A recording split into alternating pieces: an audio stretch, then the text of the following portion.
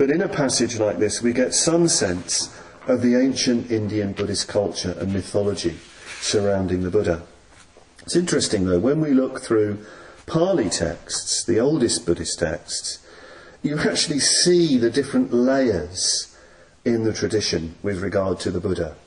You can see the sort of, the different ways in which people are seeing the Buddha, and perhaps the layers of history in the compilation of the canon. There are passages where the Buddha clearly has no distinguishing marks. He doesn't stand out, even to his followers.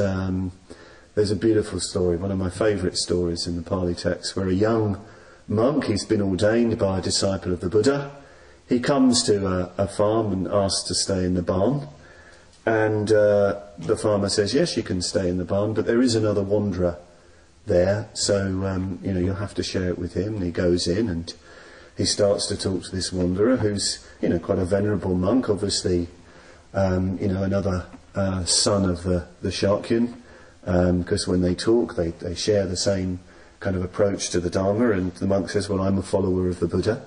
Well, after a while it starts to emerge that he's actually with the Buddha, and he's so shocked and moved. It's very, very beautiful passage. So the Buddha's obviously not standing out with a bump on his head and great big long arms and webbed hands and feet and chakras and halos and all the rest of it.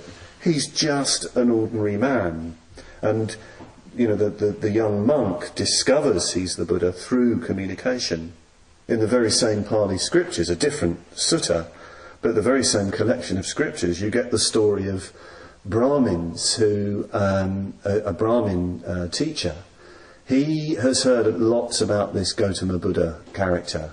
He's a great teacher. And he says to his Brahmin disciples, I want you to go and see if he's got the marks. Go and check him out. So they go and have a good look at the Buddha in the assembly, and they come back, yes, he's got all the marks. It's actually, in some cases, some of the things are described very, very beautiful, like the way the Buddha communicates, how his voice fills the room, but it's not too loud, not too soft, and how everybody feels that he's talking to them individually and personally, even though he's talking to a huge number of people. But yes, the Buddha, they come back, the Buddha's got all the gear. So you can see the sort of layers in the tradition there that, obviously early Buddhists didn't necessarily see the Buddha with all these marks.